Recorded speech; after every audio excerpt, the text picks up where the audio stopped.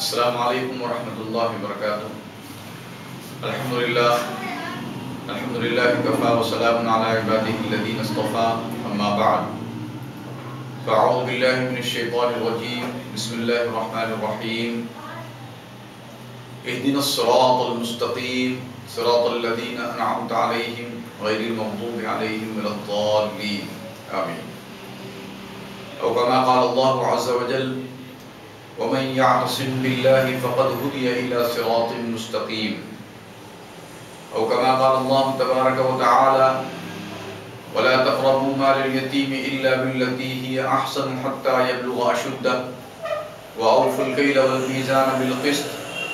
لَا نُكَلِّفُ نَفْسًا إِلَّا وُسْعَهَا وَإِذَا قُلْتُمْ فَاعْدِلُوا وَلَوْ كَانَ ذَا قُرْبَى وَبِعَهْدِ اللَّهِ أَوْفُوا ذَلِكُمْ وَصَّاكُمْ بِهِ لَعَلَّكُمْ تَذَكَّرُونَ وَأَنَّ هَذَا صِرَاطِي مُسْتَقِيمًا فَاتَّبِعُوهُ وَلَا تَتَّبِعُوا السُّبُلَ فَتَفَرَّقَ بِكُمْ عَنْ سَبِيلِهِ، صدق اللہ مولانا العظیم۔ معزز سامعین کرام، عزیز دوستو، نوجوان ساتھیو، جیسا کہ یہ بات آپ اچھی طرح سمجھتے ہیں کہ قرآن میں آنے والی جو مختلف ٹرمز ہیں یعنی اصطلاحیں ہیں، ان اصطلاحوں کو اگر اچھی طرح سے سمجھا جائے اور اس کی انڈرسٹینڈنگ اچھی طرح سے ہو تو جب آپ قرآن پاک کو پڑھنے بیٹھیں گے اور اس کے مضامین کو پڑھیں گے اور وہی ٹرمز بار بار ریپیٹ ہوں گی تو آپ کو سمجھنے میں بڑی آسانی ہوگی۔ چنانچہ گزشتہ ملاقات میں ہم نے جس ٹرم کو یوز کیا تھا قرآن پاک کی، وہ تھی ضال یعنی گمراہی، اور اسی طرح ایک اور ٹرم جو قرآن پاک کے اندر چلتی ہے اس کو ہدایت کے نام سے یاد کیا جاتا ہے، جس کے اس ٹرم کو سب سے پہلے سورہ فاتحہ کے اندر آپ پڑھتے ہیں، جس میں آیت آتی ہے کہ اہدنا الصراط المستقیم، خدایا تو ہمیں سیدھا راستہ دکھا، سیدھا راستہ چلا۔ جب ہم قرآن پاک کے اندر اس لفظ کو پڑھتے ہیں اور اس ورڈ کو یاد کرتے ہیں کہ ہدایت، تو اس معاملے کے اندر بھی عام طور پر ہمارا یہ ذہن ہوتا ہے کہ لفظ ہدایت کے ساتھ ہی کوئی پرٹیکولر چیزیں ہیں، پرٹیکولر عقائد ہیں یا پرٹیکولر چند باتیں ہیں جن کو مان لینے اور جن کو سمجھ لینے یا جن کا اعلان کر دینے کی وجہ سے آپ ہدایت یافتہ ہو جاتے ہیں، اور آپ کے اوپر اس بات کا اپلیکیشن ہوتا ہے کہ آپ ہدایت یافتہ ہیں، صحیح راستے پر ہیں۔ لیکن جب آپ قرآن پاک پڑھیں گے تو وہاں آپ کو لگے گا کہ اس ٹرم کا بھی سارا کا سارا تعلق انسان کے اپنے عمل، انسان کی اپنی ایکٹیویٹی، انسان کے اپنے کیریکٹر سے وہ سارا کا سارا جڑا ہوا نظر آتا ہے۔ چنانچہ جب آپ قرآن پاک کو پڑھتے ہیں اور دعا کرتے ہیں اللہ سے کہ اہدنا الصراط المستقیم،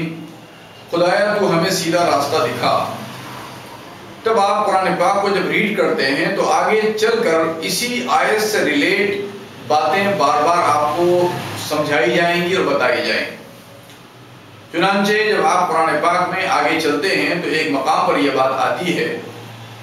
کہ وَمَنْ يَعْتَصِمْ بِاللَّهِ فَقَدْ هُدِيَ إِلَى صِرَاطٍ مُسْتَقِيمٍ، یعنی جس کلام کے ایک حصہ ابھی آپ نے پڑھا ہے یعنی سورہ فاتحہ، اور اس سورہ فاتحہ میں اس ٹرم کو یوز کرتے ہوئے آپ نے اللہ سے اس بات کی دعا مانگی کہ خدایا تو مجھے سیدھا راستہ دکھا، تب اللہ قرآن میں آپ سے یہ کہتے ہوئے آپ کو نظر آئیں گے کہ وَمَنْ يَعْتَصِمْ بِاللَّهِ فَقَدْ هُدِيَ إِلَى صِرَاطٍ مُسْتَقِيمٍ، یعنی آپ نے جو ڈیمانڈ کی تھی خدا سے، آپ نے جو مطالبہ کیا تھا خدا سے، آپ نے جو دعا مانگی تھی خدا سے، اس دعا کا جواب خدا نے اپنی کتاب کے اندر اس طرح دیا ہے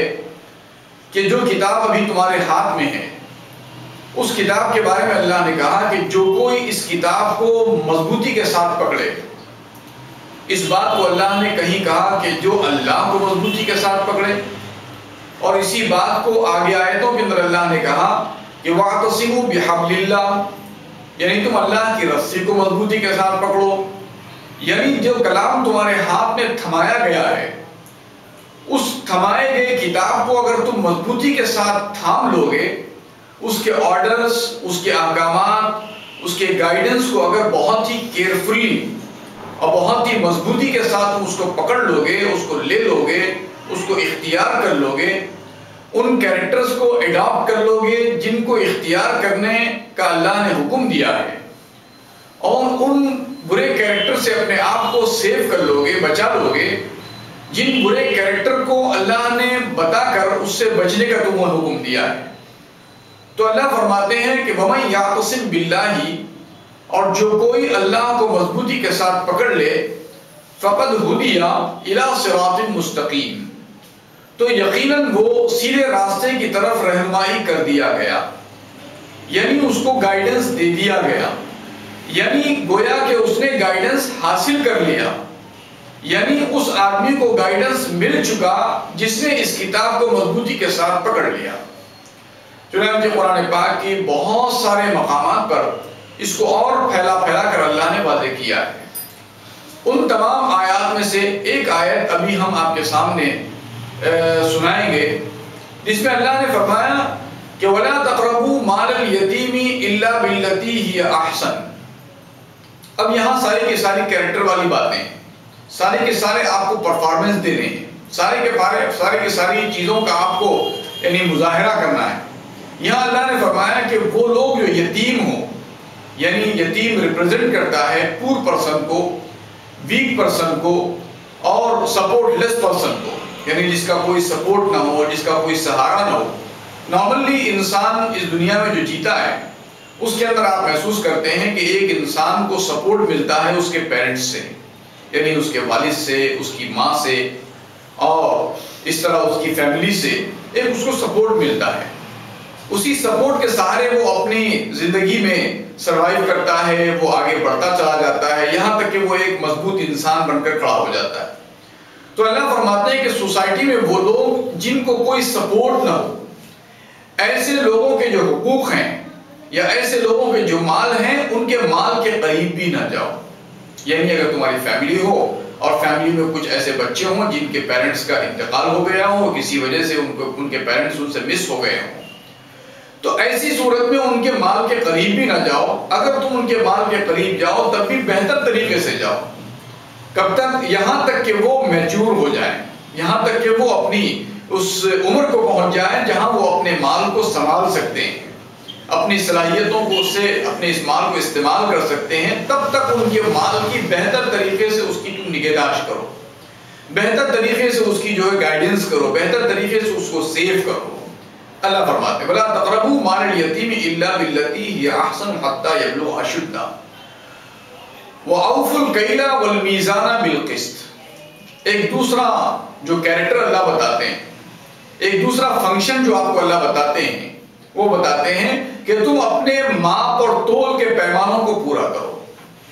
چنانچہ اس زمن کے اندر بہت باتیں ہو سکتی ہیں، بہت باتیں ہو سکتی ہیں، یعنی اللہ نے ایسی بات فرما دی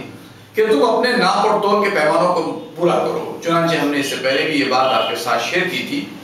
کہ بسا اوقات نوجوان جو لڑکے ہوتے ہیں ان کا حال یہ ہوتا ہے کہ وہ اپنے جو فادر ہیں، جو اپنے باپ ہیں، ان کے ساتھ تو وہ بھرپور ریسپیکٹ کرتے ہیں، لیکن وہی لڑکے پلٹ کر جو ان کی ماں ہوتی ہے، ان کی مدر ہوتی ہے، اس کو وہ ریسپیکٹ نہیں دیتے جو ریسپیکٹ اس کا حق ہے، جو اس کو ملنی چاہیے۔ تو یہاں بھی ایک معنوں میں آپ ناپ تول کے اندر کمی کرتے ہیں، آپ ناپ تول کے پیمانوں میں کمی کرتے ہیں۔ اور اسی طرح ہمارے نوجوان جو بھائی ہیں، نوجوان جو ساتھی ہیں، وہ یہ چاہتے ہیں کہ آپ کی بہن کسی گھر بیاہ کر جائے ہو تو اس کے ساتھ بہت ہی ریسپیکٹ کا معاملہ کیا جائے، اس کے جو بہن بھائی ہیں وہ اس کے ساتھ محبت کے ساتھ اپنا رشتہ نبھائیں، اس کے اپنی فیملی کے دوسرے لوگ ہیں وہ بھی ان کے ساتھ بہت ہی ریسپیکٹو جو ہے انداز اختیار کریں۔ لیکن جب وہ کسی لڑکی کو بیاہ کر اپنے گھر لاتے ہیں تب پھر ان کا پیمانہ بدل جاتا ہے، وہ بھی کسی کی بہن ہوتی ہے، وہ بھی کسی کی بیٹی ہوتی ہے، تب آپ کا رویہ بالکل بدل جاتا ہے۔ تو اللہ ایسے کیریکٹر کے سے بھی اللہ منع فرماتے ہیں۔ اللہ فرماتے ہیں کہ دیکھو ناپ اور تول کے پیمانوں میں کمی نہ کرو، ایسی ہماری کچھ بہنیں ہوتی ہیں کہ وہ کسی اور کی گھر سے ایک لڑکی کو بیاہ کر لاتی ہیں، اور اسی طرح وہ اپوزٹ میں اپنے لڑکی کو بھی بیاہ کر کسی اور گھر بھیجتی ہیں۔ اپنی لڑکی کے معاملے میں تو ایک ماں کا یہ خیال ہوتا ہے، اس کی یہ خواہش و تمنا ہوتی ہے کہ ان کی بیٹی کے ساتھ ان کے اپنے سسرال میں ایسا ایٹیٹیوڈ ہو، اس بچی کے ساتھ ایسا رویہ اختیار کیا جائے جیسے کہ بیٹی کے ساتھ اختیار کیا جاتا۔ لیکن جب وہی پلٹ کر اپنے گھر لائی ہوئی لڑکی کے ساتھ ان کا رویہ ہوتا ہے، ان کا ایٹیٹیوڈ ہوتا ہے، تو بالکل ڈیفرنٹ ہوتا ہے۔ ایسے سارے کیریکٹر کو اللہ رب العالمین کور کرتے ہیں، اور اللہ فرماتے ہیں کہ دیکھو تم کیا کرو، وَأَوْفُوا الْكَيْلَ وَالْمِيزَانَ بِالْقِسْطِ، اپنے ناپ تول کے پیمانوں کو پورا بھر کر دو، اس میں کمی زیادتی نہ کرو۔ وَأَوْفُوا الْكَيْلَ وَالْمِيزَانَ بِالْقِسْطِ، اس کو عدل و انصاف کے ساتھ اس کو پیمانوں کو مکمل کرو۔ وَأَوْفُوا الْكَيْلَ وَالْمِيزَانَ بِالْقِسْطِ لَا نُكَلِّفُ نَفْسًا إِلَّا وُسْعَهَا، اور پھر اللہ فرماتے ہیں کہ اللہ نے تم پر اتنی ہی ذمہ داری ڈالی ہے جتنی ذمہ داری تم سہار سکتے ہو، جس کو تم اٹھا سکتے ہو، جس کو تم بیئر کر سکتے ہو۔ لَا نُكَلِّفُ نَفْسًا إِلَّا وُسْعَهَا۔ اس کے بعد پھر ایک اور کیریکٹر کی بات اللہ نے فرمائی۔ اللہ نے فرمایا وَإِذَا قُلْتُمْ فَعْدِلُوا، جب تم بات کرو تو انصاف کی بات کرو، جسٹس کی بات کرو، بیلنسنگ والی بات کرو۔ تمہاری بات میں بیلنسنگ ہونی چاہیے، تمہاری بات میں جسٹس ہونی چاہیے۔ وَأَوْفُوا الْكَيْلَ وَالْمِيزَانَ بِالْقِسْطِ لَا نُكَلِّفُ نَفْسًا إِلَّا وُسْعَهَا وَإِذَا قُلْتُمْ فَعْدِلُوا وَلَوْ كَانَ ذَا قُرْبَىٰ،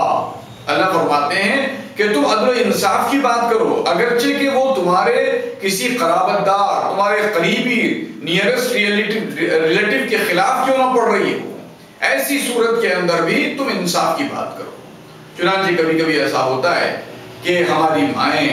اور ہماری بڑی عمر خواتین یہ محسوس کرتی ہیں کہ معاملے جو ہے میاں اور بیوی کے جھگڑے کے معاملے میں ساری کی ساری غلطی اپنے بیٹے کی ہے، لیکن وہ بیٹے کی فیور کریں گی اور بہو کو کنڈم کریں گی۔ تو اللہ رب العالمین فرماتے ہیں کہ قرابت داری کے اندر قربت کس کو ہے، تو قربت بیٹے کو ہے۔ اگر انصاف کی بات کرنے کی بات آتی ہو تب اللہ فرماتے ہیں کہ تمہارا قرابت داری ہی کیوں نہ ہو، لیکن اگر وہ انصاف پر نہ ہو تو تم کلیئر کٹ بولو کہ دیکھو انصاف پر تم نہیں ہو، تمہارا معاملہ غلط ہے، تم غلطی پر ہو، لڑکی غلطی پر نہیں ہے۔ اللہ اس کیریکٹر کو ڈیولپ کرنا چاہتے ہیں۔ وَإِذَا قُلْتُمْ فَعْدِلُوا وَلَوْ كَانَ ذَا قُرْبَىٰ وَبِعَهْدِ اللَّهِ أَوْفُوا، اور تم اپنے کیے ہوئے وعدوں کو پورا کرو۔ اللہ کے ساتھ جو تم نے عہد کیا ہے کہ تم زمین میں فساد برپا نہیں کرو گے، تم ناپ تول کے پیمانوں کو پورا بھرو گے، جب بات کرو گے تو انصاف کی کرو گے، سوسائٹی میں جو پور پرسن ہیں، جو ویک پرسن ہیں، ان کے ساتھ ہرگز ناانصافی نہیں کرو گے۔ یہ سارے وعدے تم جو اللہ سے تم نے کیے ہیں، ان وعدوں کو پورا کرو۔ وَبِعَهْدِ اللَّهِ أَوْفُوا ذَلِكُمْ وَصَّاكُمْ بِهِ لَعَلَّكُمْ تَذَكَّرُونَ۔ یہ ساری کی ساری کیریکٹر والی باتیں، جن کیریکٹر والی باتوں کو اللہ نے پورا کرنے کا آپ سے مطالبہ کیا ہے، ڈیمانڈ کیا ہے۔ جب آپ اس کتاب کو مضبوطی کے ساتھ پکڑیں گے تو اس میں جہاں آپ کو بہت ساری عبادتوں کا ذکر ملے گا، نماز کا ذکر ملے گا، آپ نماز پڑھیں گے، روزے کا ذکر ملے گا، آپ روزہ رکھیں گے، حج کا ذکر ملے گا، آپ حج کریں گے، زکوٰۃ کا حکم ملے گا، زکوٰۃ دیں گے۔ ایسے ہی جب آپ کو ان تمام چیزوں کا آرڈر ملے گا اس کتاب کے ذریعے سے،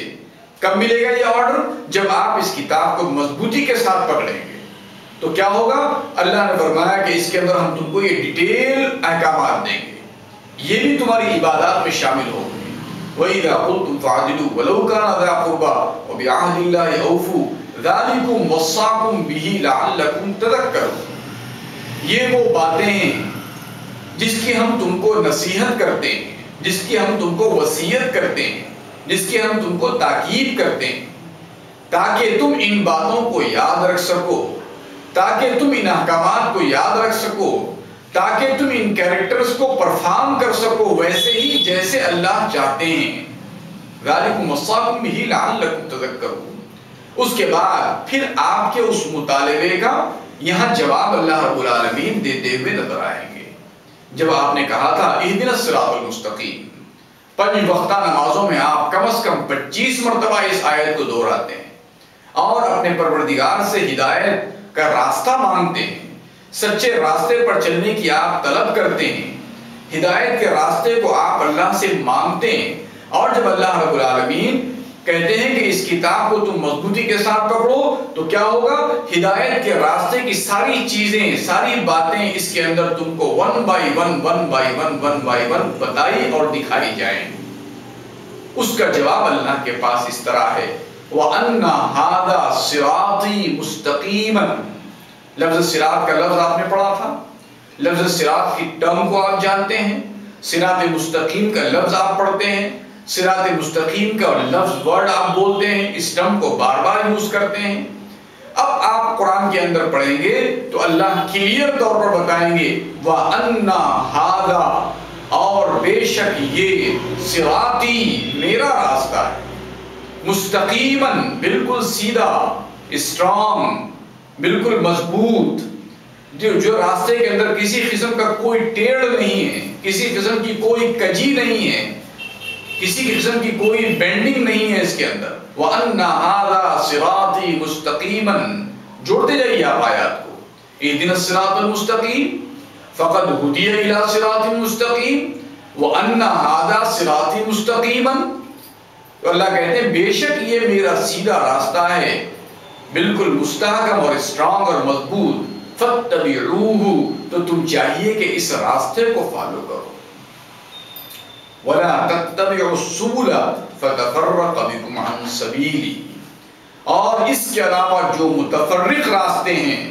جو ڈیفرنٹ وے ہیں، وے آف لائف ہیں، اس ڈیفرنٹ وے آف لائف کو ہرگز نہ اختیار کرو۔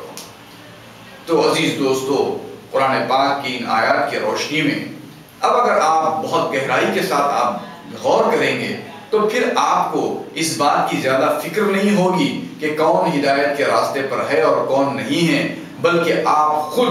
آپ کو یہ محسوس کرنے لگیں گے کہ آپ کسی وقت ہدایت کے راستے پر ہوتے ہیں اور کسی فنکشن اور کسی کیریکٹر کے اندر آپ ہدایت کے راستے سے ہٹے ہوئے ہوتے ہیں۔ جب آپ اپنے ہر عمل، اپنے ہر فنکشن، اپنے ہر جو ہے ایکشن کو اس بات کے جو ہے پیرامیٹر کے اوپر ڈالیں گے، اس بات کے پیمانے پر ڈالیں گے کہ میرا یہ فنکشن، میرا یہ کیریکٹر، میرا یہ پرفارمنس کیا اللہ کے بتائے ہوئے اس طریقے کے مطابق ہے یا نہیں ہے۔ اگر ہے تو پھر آپ یہ سمجھنے لگیں کہ میں ہدایت پر ہوں، اور اگر نہیں ہے تو آپ خود سمجھ جائیں گے کہ ہدایت کے راستے سے کوئی ہٹا ہوا راستہ ہے، اس راستے کی طرف میں چلنے لگا ہوں۔ ان باتوں کی آپ کے ساتھ مذاکرے کے ساتھ ساتھ آج میں آپ سے اجازت چاہتا ہوں، اور اللہ رب العالمین سے دعا کرتا ہوں کہ اللہ رب العالمین ہم سب کو ہدایت کا راستہ سمجھنے اور اس پر عمل کرنے کی توفیق عطا فرمائے۔ سبحان اللہ و بحمدہ، سبحانک اللہم و بحمدک، نشہد ان لا الہ الا انت، نستغفرک و نتوب الیک۔ والسلام علیکم ورحمۃ اللہ وبرکاتہ۔